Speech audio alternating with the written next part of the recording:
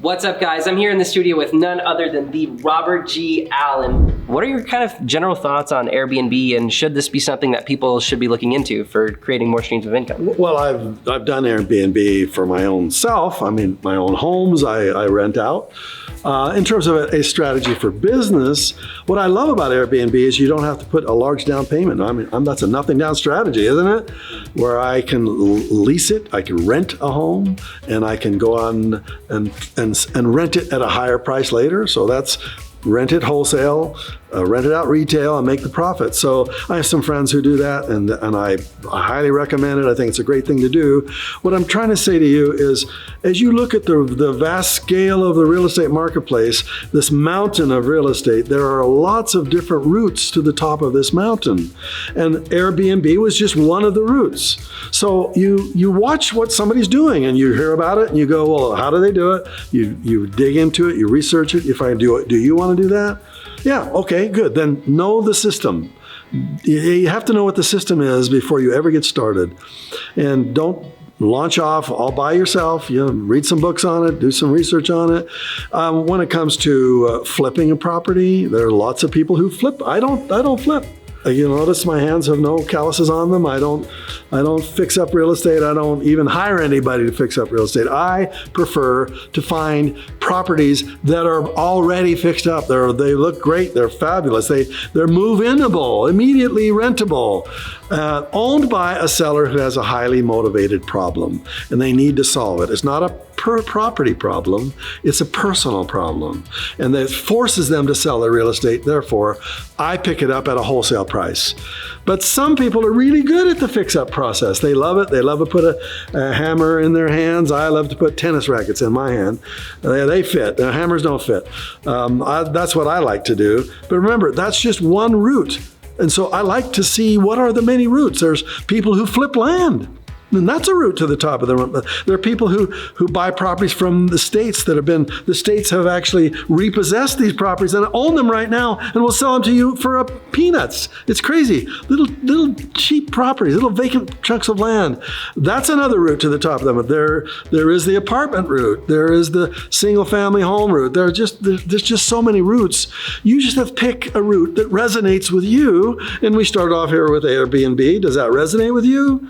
If it does, you say, well, maybe it'd be cool if I could rent a home in some other country.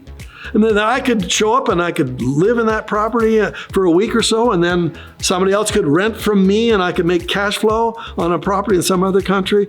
Maybe I have 20 Airbnbs in 20 different countries around the world because I like to travel. See, whatever you buzz by, you find a real estate strategy that fits, that gives you your fix, your buzz, and make serious money on it. This is one of the routes to the top of the mountain. That's awesome. So it seems like you're pretty focused in your own, niche of creative real estate and, mostly wholesaling and then, long-term rental. But in reality, you're just in love with real estate in general, and you're totally fine with whatever people do with that. And there's tons of ways to get there. Yeah. The real answer is I really don't care which avenue I take to the top of the mountain. I really want to find a highly motivated seller. I wish I could drum that into anybody's head. If you don't have a highly motivated seller, don't buy it, unless by looking at its value, it's already wholesale. And maybe they say, I want cash.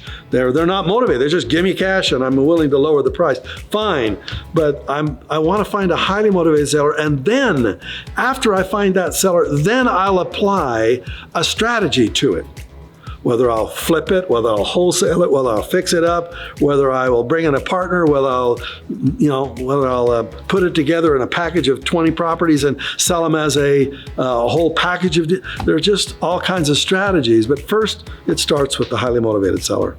Gotcha. And going back to this Airbnb thing, you said you were talking about renting it at one rate and getting it at another.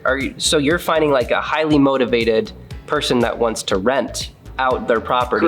Correct. And creating value for them that way. Can you elaborate on that a little bit more? Maybe they're not highly motivated. Maybe they have a home that's got a mortgage on it and they're trying to rent it out so they can get a little cash flow. Cool. And they're willing to rent it at a price they think is fair. but you know is wholesale. You know that a person traveling in from another country wants to live in that, wants to experience America in that city or that location. You know you can rent it out for twice what the seller is willing to rent it out for, and therefore you do. And the seller is happy. They got their monthly payment. They've solved their problem. Thank you very much. You get to solve your problem, which is making money, right? That's what you do. That's awesome. Thank you so much for sharing your wisdom and your expertise, and we hope to see you on the next one. If you guys want to learn more about Bob Allen, he's got this book, The Challenge. You guys have heard about it. He takes 3 people from an unemployment line and literally teaches them from nothing how to get into real estate. So if you guys don't have very much money, you can get into it. Just click the link below. We'll send you a free copy, and we'll see you guys on the next one.